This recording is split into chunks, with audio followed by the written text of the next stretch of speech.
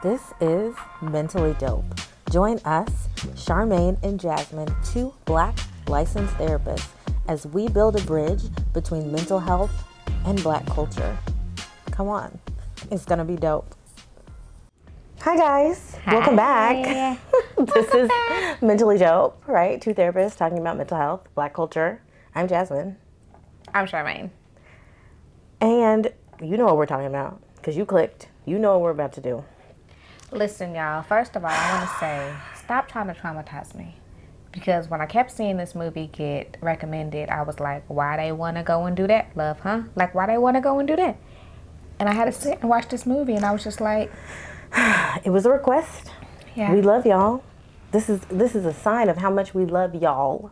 I'm not gonna lie though. Like in the first 2 minutes of the movie, I was just like, "This is why I didn't want to watch this movie." Exactly. But by the time it got to the end, and there was definitely some funny parts that I completely forgot about because I had not watched this movie in years. Because I mean, if y'all have watched this movie, you know why most people don't watch it again. Yeah, we're watching Eve Bayou today. Yes. So yeah, there was definitely, I had not watched it in a very long time, but there were definitely some hilarious parts that I forgot about, and then, stuff was happening. I don't have very much redeeming. I mean, it's not bad. No, it actually is was good. It's a very well good movie. Made. It is art. Art is supposed to be evocative, right? I got all that stuff. Mm-hmm. It is not enjoyable to me. There are some cringy parts. That's what happens. It's because it was not. First of all, let me just say, I'm a little bit of a rom-com type girl. So if we're not gonna go skip off at the end and be happy and love, I'm not sure I want to watch this. So that's just me, period. But this movie did make us cringe because it talked about some stuff that was just oh, this is cringy. It's heavy. I think that when I was looking up the description, when I was getting more information, one of the words used to describe it was downbeat. And I was like, what does that mean outside of music? Oh, upbeat. That means happy and excited. Downbeat means the opposite, sad and depressing. One of the things said pessimistic. Okay. And so I was like, yes, that's right, pessimistic. I see that. Okay. Well, I'm an optimist, so maybe that could be why I kind of sort of struggled. Yeah, definitely. Okay. So the overview is... Okay, we struggle with this. Tell us in the comments, is the story about Eve? Who is the story really about? I thought it was more about Eve because it's called Eve's Bayou, but it's really not. Eve's Bayou is the place that they live in. Yes, because technically Eve, the character in the movie, is named after her ancestors. Yes, whose bayou it is. Whose bayou it is, who used to be enslaved. It's a whole thing. It's based on slavery. Go ahead and put the thing on the bottom. Everything goes back to slavery, okay? We already know it. That's where we come from. Yeah. So Eve, she's the middle child, 12-ish. She's a younger brother, older sister, and two parents. One's a doctor, one's a homemaker. I think her aunt and uncle are there briefly. Yeah. We didn't even think about the uncle. And then, is that her mom or his mom? His mom. His mom lives there. Is a whole good smorgasbord because she of says people. that she left her family to be with them. Mm-hmm. And we just go through all the ups and downs of the family. It's real dramatic. It's real scandalous. It's real. Okay. So the initial dynamics is that, like she said, that we have the dad who is a doctor. You have the mother who is a homemaker. Mother says that she left her family. I forgot what state she said that she lived in, but that she left her family. She came and moved in with them. His mother is there. His sister is there, and then we also have his sister who is a psychic who can She's a psychic counselor. I'm sorry. She is not a psychic, and she will let you know that. I'm sorry. She has visions. She can hold your hand. She can see visions, and she can tell you things from the future, but she cannot see her own visions. She's also potentially what they called cursed because she's on her third husband who have all died. So they call her the Black Widow because they feel like that anybody who gets close to her will continue to suffer the same fate that they'll die too. So you do right by me. I don't know what she did. We don't know. It doesn't really go into They call her crazy, but even her mother supports her and says... This is true. They do all call her crazy. But people actually come to her because clearly so she has a business. And then her mother even said, regardless of what you guys think, her visions come true. So she said she may be crazy, but every vision that she's ever had comes true. Yes. So which one is it, Mama? Yes. I guess is she crazy or is she psychic? But they all believed her though too. That's what I'm saying. So how crazy is she if it's turning out to be true? Yes. So then we kind of sort of struggle with the whole idea that Daddy is a doctor and he's the first Black doctor in the area. Yes. But and again, this is I don't even know how many generations removed from slavery it is. This is the 60s, I believe. And so I want to say it's the 60s. I don't know how removed that is from slavery in their family, but not far enough along. And so it's a big deal that he is a black man in the community who's a doctor. Yeah. He's the only, if not one of the only. And we can't really tell because like they said that their family has such a rich history in the bayou and everything like that there's some generational potential wealth there, because they got more money than just his doctor money. I would guess so, but I mean, Mozella didn't like I'm not saying she had no job, but her job was not supporting the fact that she had a house that looked the way that she looked out there. I mean, not with a whole bunch. She didn't have that many clients. Yeah. Supporting that, but she also didn't get married. She might have had lots of money from settlements. I don't from know. all the husbands. We don't know. Don't know. But focusing they had on money. the daddy. Daddy is. But daddy is the only one who is working outside of sister, who brings in a little bit. Yeah. But that means everybody is dependent on him. Yes. Nobody else has access and ability to make money. One of the things that we see is that he kind of sort of likes it that way. He doesn't really come out and say it until the end of the movie when he writes a letter that is like a revelation of things he has went through. But you see it in the sense that he loves being the person that everybody loves, that everybody comes through. There's a need and there's a validation in that.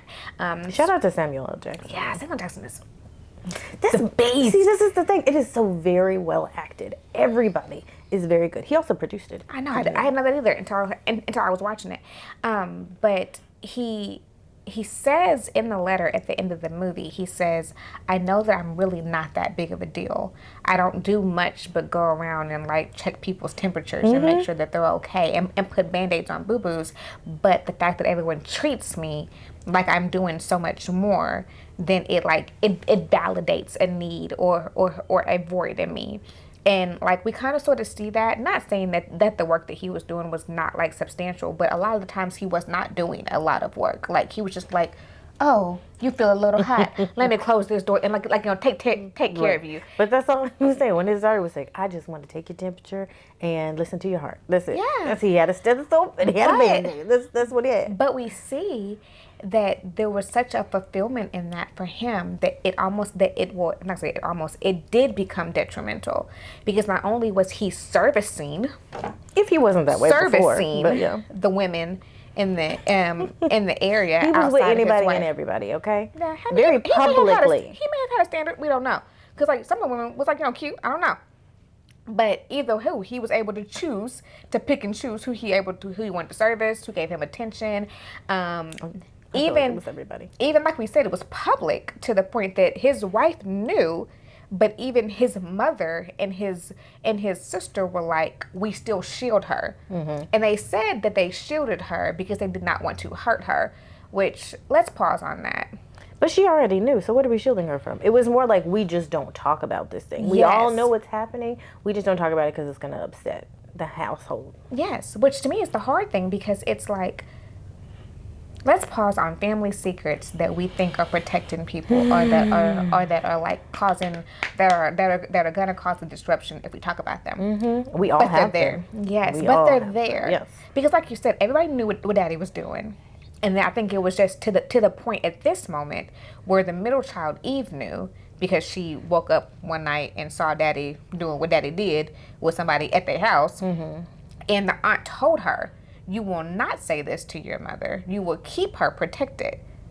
Oh no, it goes further, right? The first scene we see is there's a party at their house. Yeah. Dad is dancing with his mistress Maddie. at the party with all of the children, all of the neighbors, all of the family, right? His wife is there, right? So that's the first thing. Second thing, when the daughter catches him having his affair or whatever, the first person, she talks to her father. That's a whole other thing. The second person she tells is her sister. Yeah. And what does her sister say? That didn't happen. No. The sister knows that it's been happening and that it is happening, but she said, that didn't happen. You were making up stuff. So then this is the thing too, because we're talking about family secrets, but I was talking about how detrimental they are. Because for one, they're not protecting anybody. They really aren't. As much as we say that, we do those things to protect ourselves from things that we don't want to do. It's not really to protect anybody else. But they're also, it's not a secret.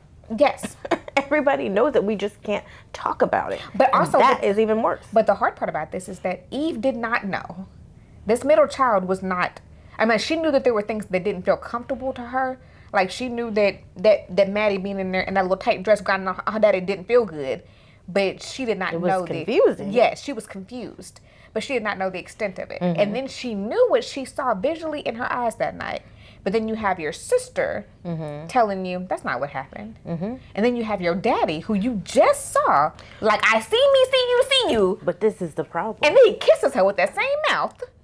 And tells her, that's not what happened. Not with the same mouth. and then but the tells issue her, is, that's not what did happened. he even say that's not what happened? Did he just, see, the thing about Lewis is that he's very charismatic. He will smile. 100%. He'll be like, baby, what's going on? What's wrong? Yeah. He'll sit with you. He'll joke with you. He'll laugh. He'll connect with you, all while not telling you the thing that you want to hear from him. 100%. Because she was trying to say, Dad, what happened? Like, what's going on? But she was also seeing what I'm seeing? But she was also a little scared because she was under the spell of everybody else. That this is my daddy. Yeah. He's charismatic. He loves me. He loves all of us. He takes care of us. He's so sweet. He's so nice. He would never do anything to hurt me. So if he says I'm gonna be okay, Daddy, I'll be okay. That part. And another layer is, if you've grown up in the house and your dad's mistresses were public and they're a part of your life, you have also no reason to think that that's wrong. Yeah. Right? You have no reason to think like I think he's doing something against the family or against mom, because this is the way it's always been. But unfortunately for her, she was still in this whole like denial stage of like, is this what happened? Is this not what happened? She's also a kid. She shouldn't even be put in this situation. But then you have the oldest one, who's only like two years older, Cisely, who's Meagan Good's character, who was also teeny bumper, completely in denial. She was in the same state as her mother, which we could actually go into, that Meagan Good, or her character Cisely, thought that she was on the same level as her mother. Like, both of us. I don't think she was in denial, but we will go back to her. I do believe that she, well, not in denial, because I mean, like she said at the end of the movie, she was like, no, I believed when you said it. But she was more or less like the mother of like, we're not really going to go into this. We're happy. We're all happy. He loves us. He takes care of us. And she literally was just like on this like same... She goes back to the protector role of just like, that's not the narrative that this family is going with, so that's not what we're going to talk about. Yeah. We're not going to focus on that. Even though, I mean, it's kind of gaslighting, but it's actually actively happening. You saw it with your own eyes. He saw it. He was there with you. Yeah. But we're going to say, you didn't see that. Yeah. No. What are you talking about? That didn't happen. Which is the hard part, because I don't know about you guys, but I've seen these situations. I've had plenty of like clients that I've dealt with in this situation who the family narrative is obvious, but if someone notices the family narrative, they're almost like shunned. Like that's not what's happening here. If someone says it out loud, if somebody acknowledges it, right? Like if the family narrative is we're all happy and we all really love each other and we're all really close, and somebody's like, but we're really not. Like, we don't even hang out. You don't even know what's going on with me. But the sad thing is that person is in trouble. Yes. But the sad thing is about that is that, like, in situations like this, when it becomes a family secret, it's normally something big. One of us has been hurt. Someone's cheating. Someone's been molested. Anything like that. But you cannot say those things. Even if it was you that happened to, we don't talk about that. Get over it. Like, we're okay. And so it's like, swallow whatever it is that's going on with you and go back to being the shiny, happy family. Absolutely. But where does that come from? Why do you think families have a tendency to shun the person who is the truth teller in the family? Because this is the thing that happens. I think that it interrupts the family cycle that we don't like, because you're forcing us to change, and I don't want to deal with that. So I'd rather just stay in this cycle, which is really hard, because then you have this person who's uncomfortable, this person who has been hurt, or this person who is dealing with this thing, and they're just like, stay in this or get out the family. And part of that too is then that person, the truth teller in the family, has to learn to put others' comfort in front of their own. Yeah. Because their family, the living organism that is a family, makes that happen. Yeah. It pushes for that, right? That's not the truth. Or like, you're the only one that's upset. We're all good because we like the way things are happening. So you just shouldn't say anything. You're going to upset someone. Yeah. So we see like that dynamic in the family, and then like we said, we see that we have Cisely, who was just in love with her father the way that everybody else. It's Meagan Good's character. Yes. Cisely. But she struggled with, like, she said it without saying it. She believed that she was his wife the same way that his mother, that her mother was. Like, that's my husband. I take care of him. I stay up every night and wait on him. I make sure that all the kids are acting the way that they should be acting when we have company. I make sure that everyone acts the way that they act. And then on top of that, but then on top of that, she also calls out her mama. You're the problem. If you wouldn't act the way that you're acting, he'd be home with us. But no, you're having this issue, so I need you to be quiet because you're just acting my family. See, I don't know about y'all, but like, I am a therapist and I understand how that works. And I am also a Black person who was raised by a Black person. And so listening to a child speak to their elders in a way it goes. Listen, y'all. Like, when I tell you, I was watching it, and my neck was like, goes all over me. Goes all over me. I wanted to pull one of those. Like, if you don't grab it, I will, because baby girl needed it. And just yank her. But that's not even the advice that I would give to my clients. But you also need to know. No. It wouldn't have changed anything. But there is this is why as parents you got to take care of your own inner stuff, because the kids will pull it out of you every time. That wasn't even my kid, and I wanted to be like, who you talking to? You talking to me? Okay, let's go. Back behind No, you grown. Let's go be grown outside. But no, see, we can't do that. But even that poked out. But I think that we also had the issue because she was so protected by her father, and her father even openly admitted that she was his favorite. He said that he didn't want to say it like that, but that she was his favorite. So even when anybody did call her out, whether it was her mama or even his mama, her grandmother, he would jump in and be like, not my child. Even when she was wrong, he'd be like, don't say anything to her. So, like, she knew that daddy saves me. Y'all can't do anything to me. Because guess what? There are no consequences. My man pays the bills. So what you gonna do? Ooh. You gonna call me out? Because my man will put you out and keep me. And she knew that. And he created a monster. I think it's a living, breathing organism. I think mom was involved in that too. There was a lot of things because mom knew about stuff going on. She said to her after the situation in the living room or whatever, and Cisely came down. It was a whole situation. Mom was like, "You're not staying up and waiting for him at night anymore," which is a role that a parent, right, that a spouse, that a lover should have, like waiting for somebody to come home. But I don't think that mom knew that it had gotten as bad as it had gotten at first. I don't know. She knew enough. I think that it may have gotten like a gradual thing, like you see it and it looks innocent, almost even like what he said. He thought that it was innocent, that I had this child that just loved me, I loved her. But why wouldn't they wait together? And then I think that you had, but that's why I said too, that was the issue because. Like, Cisely was kind of like, this should have been your job, but you didn't do it, so I'm stepping in. You're not up waiting up on him, so let me step in and do what you should be doing. So let's talk about that.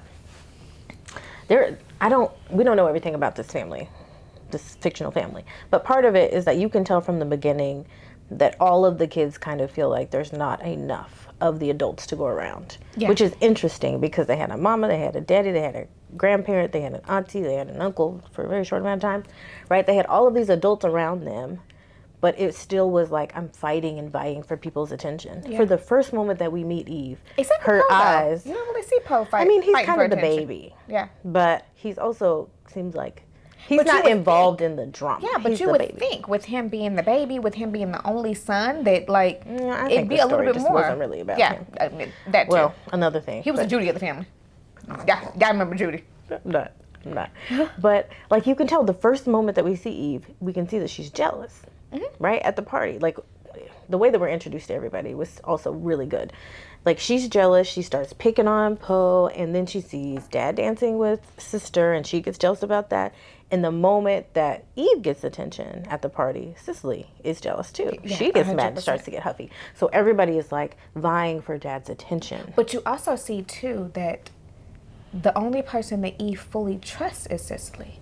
So even though we kind of sort of have like this combat back and forth of jealousy, that was just so deep. But I mean, like, it was very young love. But even though we have like this, like combat back and forth, we're still siblings. They're the ones with the issues. Our parents have issues. It's just me and you. That's all I got, boo.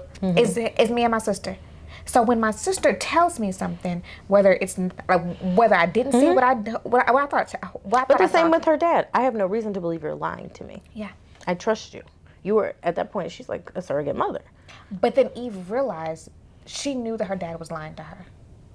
She knew. It was uncomfortable, but she knew he was lying. And the more that she tried to spend time with him, she learned more and more that things that he were was lying. obvious, Yes. right? Like, he's saying one thing and doing another. But I think it had already been obvious. But she wanted to spend time with him. Once you put the things together, you can understand that, like, those two people hanging out at that party, gyrating in front of everybody, probably is not as innocent as we thought, right? So, like, there are things that you can think are innocent or normal in your family until you look back at it and be like, oh, stuff was always dysfunctional. Yeah. Stuff, like, the signs were there, I just didn't know. Yeah.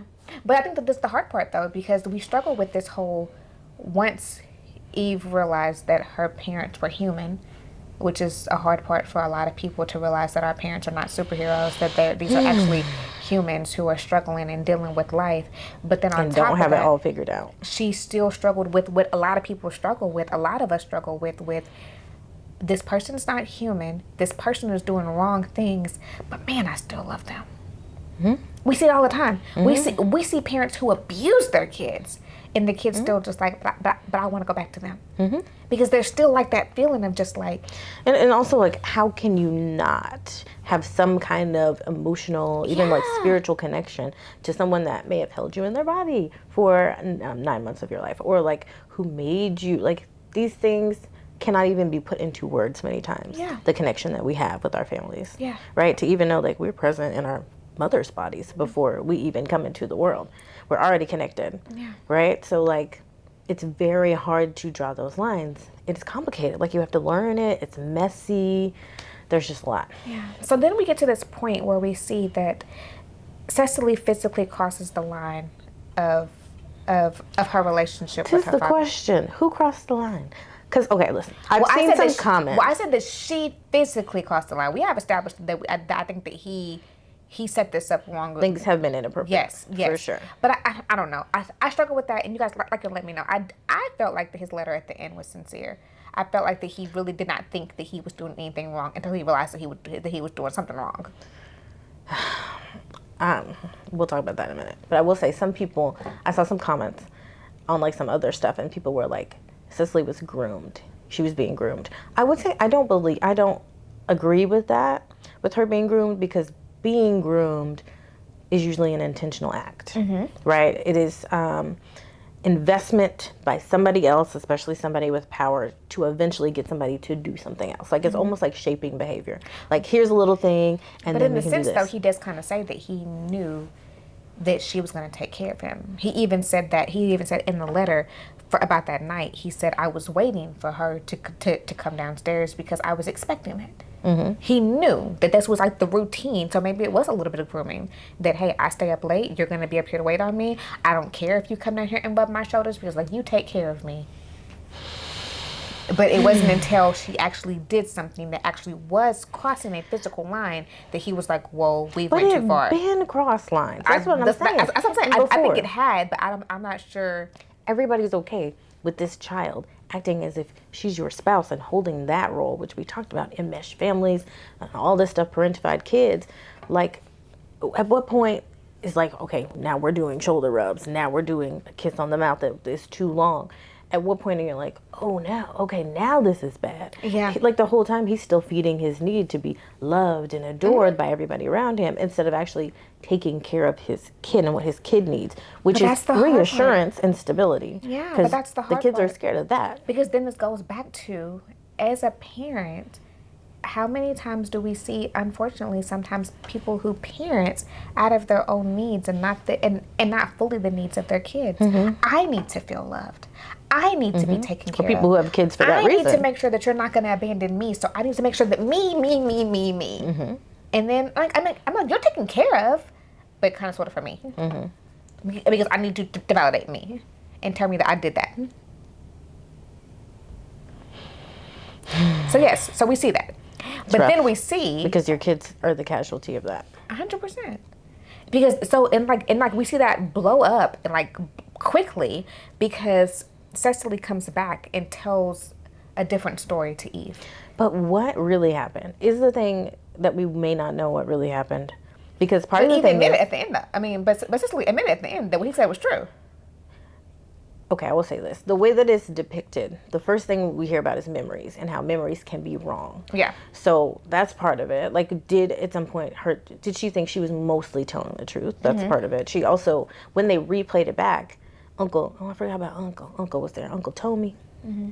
Uncle Tommy, like, it seemed like he got mad and pushed things over, and it ended up being Uncle Tommy knocking over something. But in her mind, because it was almost a traumatic incident, everything was heightened, right? And so it's like, who did what were their intentions, you know, who did this on purpose versus what was accidental. Like, it was very kind of convoluted. Yeah. So I wonder if at some point she thought mostly she was telling the truth.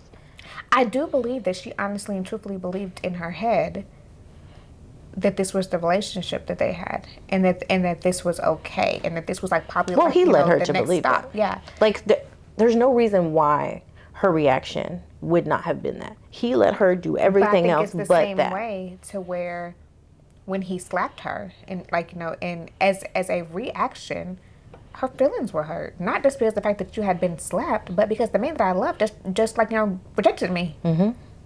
So yeah, she was hurt. Yeah, she was rejected, and she went and told her sister, he hurt me. But even more than that too, I think because after all this happens and comes out, she kind of gets like depressed and like won't eat and won't leave her room. I think part of that is that she has been working really hard in her mind to make sure that the family survives, because she knows. She's also been working really, really hard to take care of him and be the person that he wants her to be, and then for him to reject her. Yeah, it's but like, for what? What else do I have to do? But if this is my role, if my role is to protect you, make sure that you're okay, and take care of everything for you, and then you reject me, I don't have anything else. Indeed, but it's also like her survival, because what happens if she's not fulfilling that role and something happens between the parents and they get a divorce? What is that going to mean? Yeah, I mean, for one, you already know she going with her daddy. But who? That's a whole other thing. Yeah. But also, he's the only one that earns money. Yeah. How is that going to work? Where are people going to live? But also at the same time, like, I think that that's the hard part, because she did have a fear of him divorcing us, as she said. Yeah, she said he's going to divorce us. But I think that also in the same sense. But that means also there's a part of her that knows he's going to leave. I'm going to go with him. There was a push that they all just felt like that if Roz, the mother, stayed silent enough, that this fear would never happen. So it was her fault. If you was like, don't, just be quiet, then all of us would be okay. But the more that she felt embarrassed and the more that she went through stuff, the more that the mother spoke up. And so they got mad at her. She's the one calling out the issues. The truth teller gets all of the crap because what is comfortable is the way we were before. Nobody say anything. We just do what we do around here, and that's it. It's not anybody's business. And she doesn't have any family here. All she has is his mom and his sister. And even them are like, oh, it's so sad what you're going through, but be quiet. So it's like, okay, so I don't have anybody. Yeah, even the sister. What did she do? She's like, yeah, he's just like me. Yeah. We do the same thing. But she was like, no, I don't have kids to right. To she said, I ain't got nobody snitching on me, so I can do what I want. I'm like, okay, so this is what we're doing. Everybody knows, everybody allows it. Nobody wants to rock the boat. But at the same time, that is making everybody sick. It's almost like poison to the family. Everybody's like, sure, let's drink our shot of poison today, instead of actually dealing with the situation. If he knew that he could lose his family, I wonder if that would change something. Maybe. But since he doesn't have that risk, why change? I mean, also because, like, I'm still curious about, like, where did she come from? Because, I mean, there was a whole city of women who were clearly ready to jump on, like, with him or whatever, and you went and found somebody from a whole different city and, like, pulled up from a family. So clearly you wanted her. Oh, okay, but listen, this was messed up. Okay. Tell me what happened. First of all, this is how we also know it was inappropriate, because he was telling Cisely things about the marriage that he probably didn't tell his wife, but they're also inappropriate for any parent to tell their child. At one point he said, because she was asking him like, oh, like, this is one of the things is that mom was so beautiful. She was the most beautiful. Dad wouldn't want anybody, right? And then I think Cisely asked him something like that, like, did you like mom when you first, like, how did that happen or whatever? When Eve asked him that, or Cisely? Cisely. I think Cisely showed up. I mean, Eve showed up later. But one thing that he said is, like, sometimes, he said, I did love your mother, but when you've been with somebody as long as you have, they're like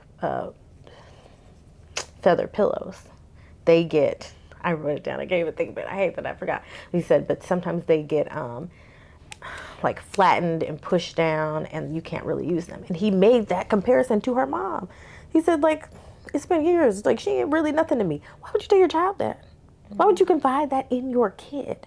Right? Like, the things that he is saying are so inappropriate and nobody should ever say, but you could tell. Things have gone way wrong. But it also made me wonder, too. So I think what I was trying to say, sorry, is that they used to be probably something different, and it changed into something else. Yeah. But I also wonder, is that the reason why Cisely flipped out so bad when she got her period? Because something about her didn't feel as perfect anymore.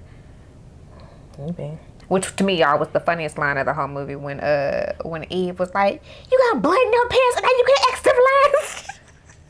When I tell y'all that I loved Eve when she was hollering at her, "Get out the shower!"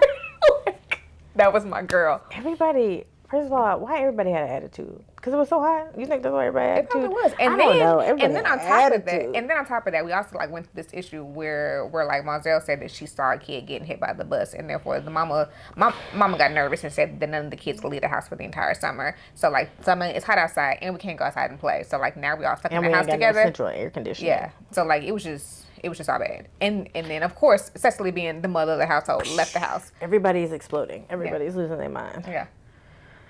So the dysfunction is real. We ain't even talk about. Okay, let's talk about the auntie. First of all, despite her being somewhat of a bad influence, I think everybody needs an auntie like that. Yeah, she was cool. I loved Aunt Moselle. I did. She had her moments, but like I said, she was still protecting herself in the moments. But I still did like how close her and Eve were, and how how supportive she was. You could tell that like Eve was her person. I kind of I fooled with her. You can also tell she was the peacekeeper of her family. Yeah. Of all of the other craziness, because she was the one with everybody trying to like buffer everybody's rough edges. Like, oh, he's just like that. Don't worry about that. Oh, like, it's just how it is. Like, just calm down. You could tell that she's like in the middle.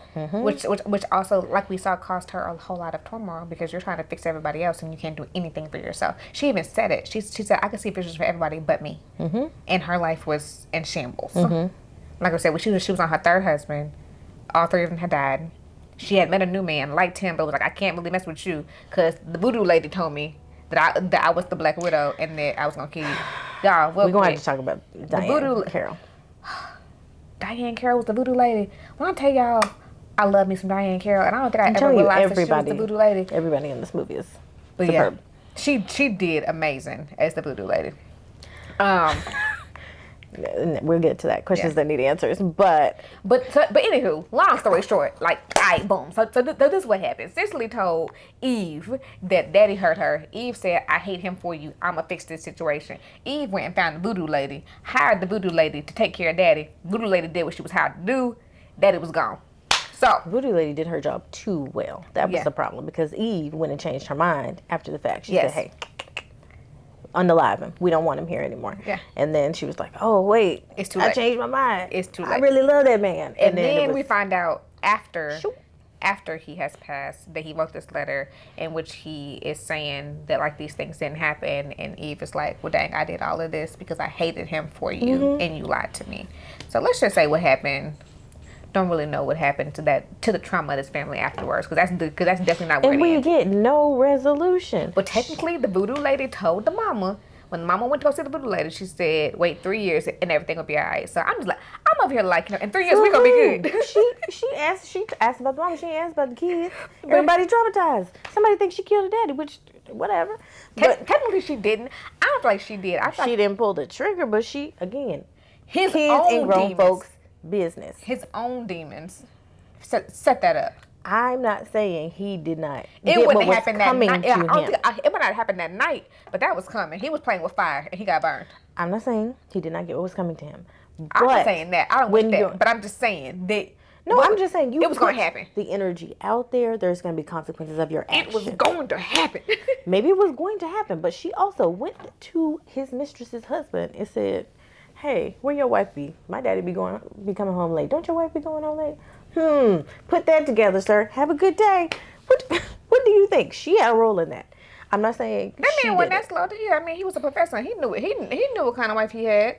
He definitely knew, but it sounded like it took him a while to put the pieces together, because he was like. But I think it took him a while to put it together, because you saw in the end where he said that he He trusted you. Yeah, I'm sure that I he loved talked you, himself Lewis. out there. He Yeah. said, we're Yeah, best friends. That's I not what's loved happening. you. Yeah, that's not what's happening. Yeah. He convinced himself it wasn't happening. But also, and he may have convinced himself that forever. Partly, but unless you have this outside source, a child no less, to confirm that, we got problems, dog. But then also at the same problems. time, that's why I said a lot of that was also to Lewis's own detriment, because he literally just said, "Don't speak to her anymore," and he tried to walk away. And then Lewis being Lewis, being charismatic, like egging him on. Good night, Maddie.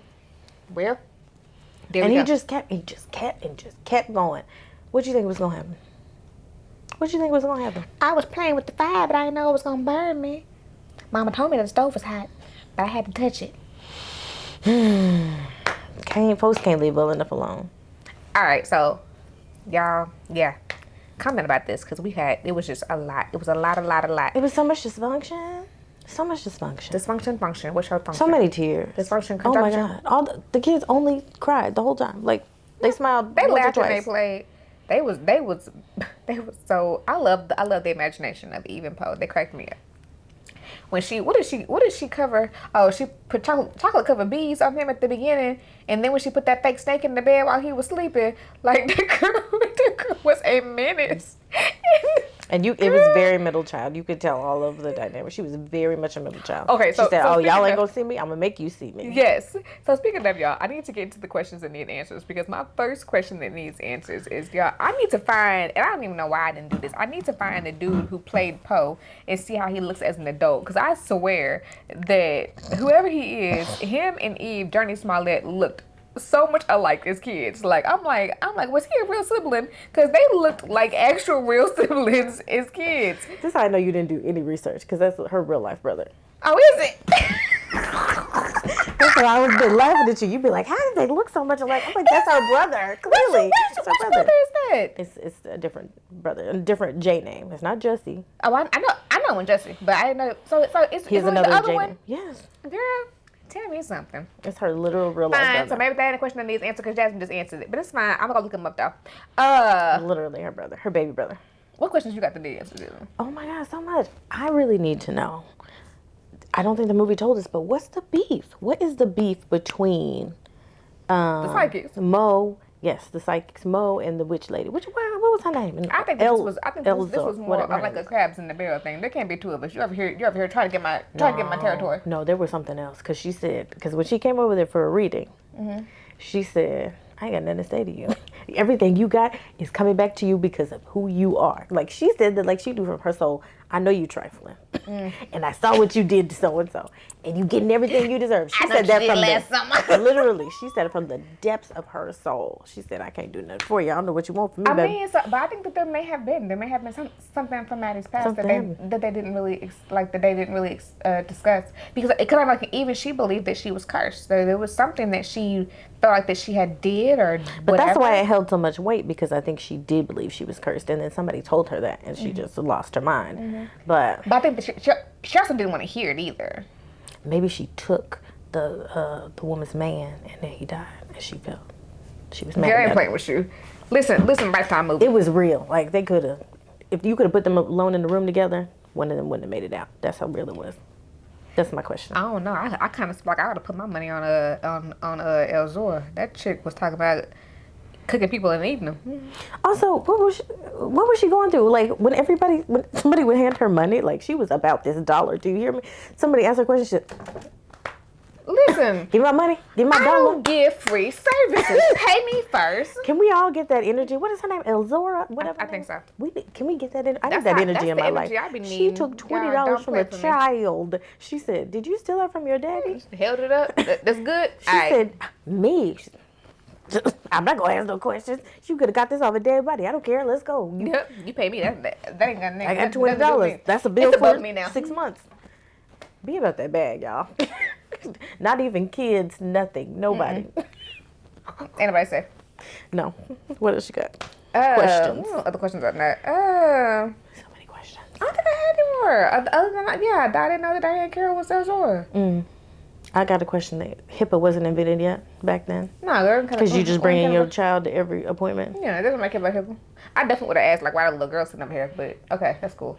Why you had to send your daughter outside so that you can have a conjugal visit? That too. That sounds so. Oh, you met with the daddy. I met when Eve was sitting at all of Moselle sessions. Any of it. That too. Well, Eve was there for everything. give me your hands. That's all that she did.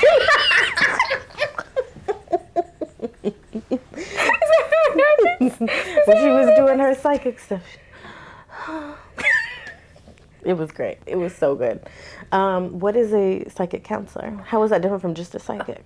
You know, I really don't know. I think that because like she actually don't talk to people. I don't know.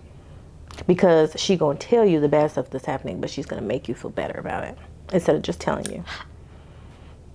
Maybe. I mean, because like, you know, she did console a little bit when she was like, honey, your son's on drugs. But she did say go to the hospital. She said you're gonna need a lot of prayer. Yeah. But go to the hospital on Tuesday. Prayer. He gonna be there. Pray and go to the hospital.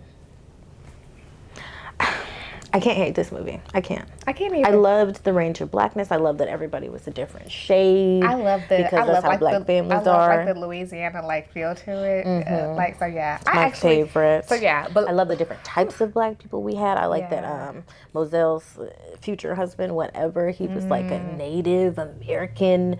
He was indigenous and black, which again, yeah. that is happening, but like that's never depicted. Yeah, you never get 100%. to see that. Yeah, and there was something about him that was like it wasn't even like a he fine thing. It was just like a thing. Yeah. Like he's like cares like He just looked something about it, trustworthy. He yes. looked steady. He looked like just a good man. You know yeah what I'm something saying? about him. When you walked in, I was like I don't know that man. I like him. But as soon as I saw him, I was like, he's trustworthy. Yeah, I like him. Yeah, he could do just the way that at the funeral when Daddy died and he just picked up Cisely. She was breaking down. I was just like, that's a good man. Yes, and nobody even questioned it. It was like, No. because it was like, nah, he good. And he was there for all the family dysfunction. When Cisely left, which also, what kind of counselor? Do you think that was a good solution? They sent her to be with their mama, and I guess that the counselor was closer to his mama's house, or the mama's house, because he said because they said mama? I think it was Roz's mama, because they said you're gonna stay with your grandma. Do you think that was a good suggestion? Absolutely not. But also at the same time, I was just very confused. maybe it was like a resource type thing. Like maybe they didn't have close resources for Yeah, counseling. but why was the solution not talk about it?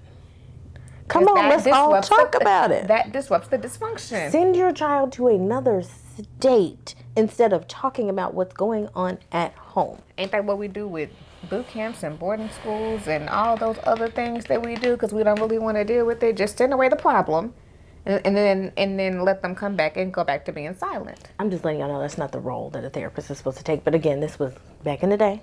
Okay. That's not back in the day. That still happens to this present. You were correct, but I'm just saying a professional is not supposed to be like, well, you're tired of them, so get rid of them. You're supposed to solve or help the family collaborate to solve the problem that's happening, But right? as we and know- sometimes breaks help. I just don't know that was the time. No, especially when and I'm gonna say this again, people may not want to hear it, but if you have a child in your house that is struggling, sending that child away or making that child solely get counseling makes it just feel like that child is the problem and that the whole system is not affected. The whole family needed. Definitely, but He's that's assistant. the same But- side of the same problem, right? Like nobody wants to feel like they're the problem or take responsibility. They just want that person to fix it. Yeah, and let's send this person away so they can come back and fit back into the dysfunction, which does not help. It takes courage. It takes courage to change. It takes courage to impact the system in a different way. It takes courage. Yeah, 100%. So yeah. So yeah, y'all, this was Eve Bayou. Thank you for the suggestion. We listened. After I got past my little first twinge of the first 5 minutes, I was good, and we watched it. Let us know your thoughts about this. Let us know like how some of these things may show up in your family. And as always, like, comment, subscribe, turn on your bells for notifications, all that good stuff, and holler at us next time so we can stay mentally dope. Deuces.